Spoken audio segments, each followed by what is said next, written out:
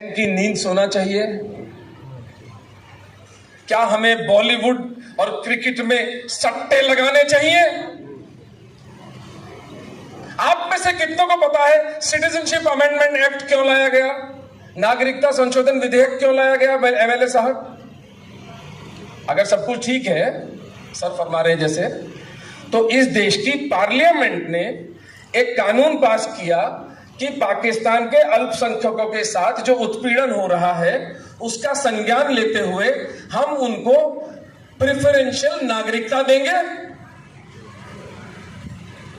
और प्रत्यक्षेकम प्रमाणम।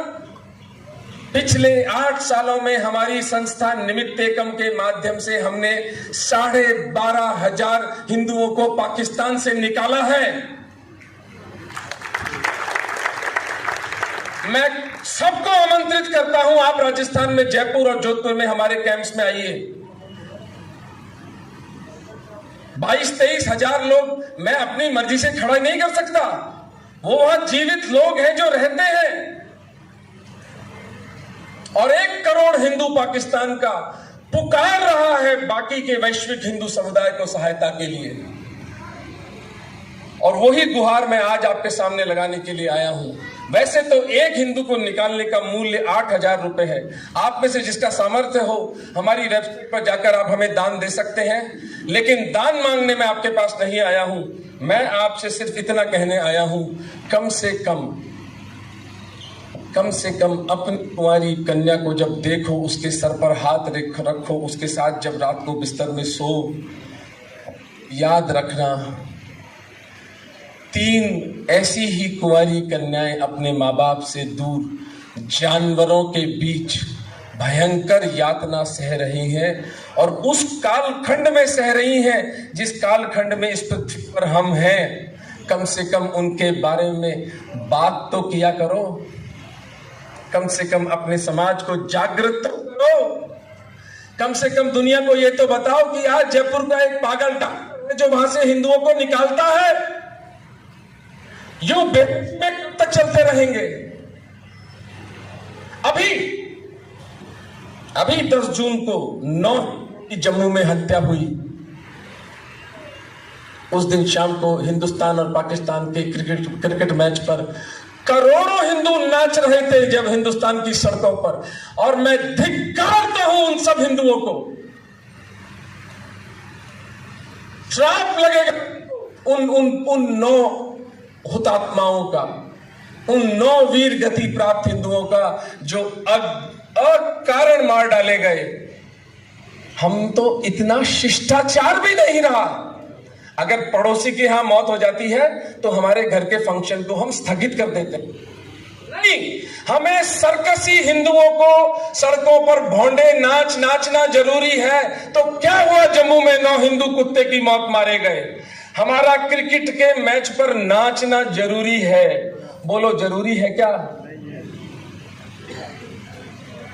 धिक्कार है कि नहीं ऐसे हिंदुओं पर?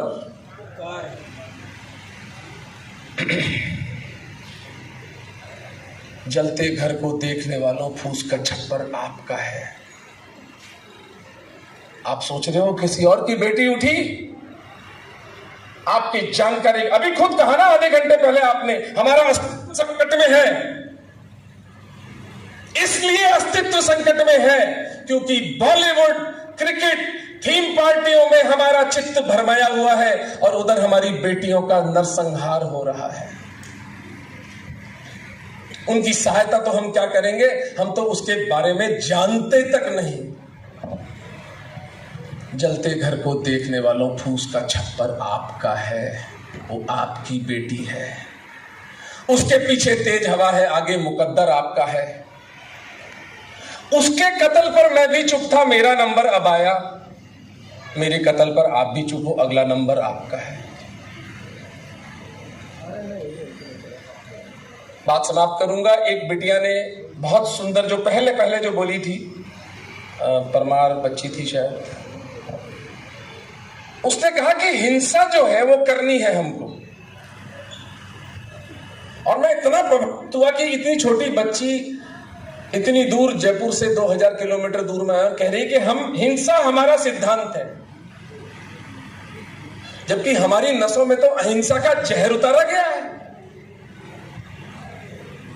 तो उस पर अर्जुन सिसोदिया नाम के कवि की 2 पंक्तियों के साथ बात समाप्त करूंगा। बात समाप्त करने से पहले मैं फिर आपको याद दिला दूं कि मैं आधे घंटे में निकल जाऊंगा। पुस्तक को साइन करवाइए मेरे साथ, सेल्फी वेल्फी जिसको खींचनी हो सेल्फी भी खींच ले, मेरा सम्मान की बात है, लेकिन कृपा करके पुस्तक अपने घर ले जाइए। अपने पुरखों का सत्य इतिहास तो जानिए, बाकी सब बात तो वहां से शुरू होती है।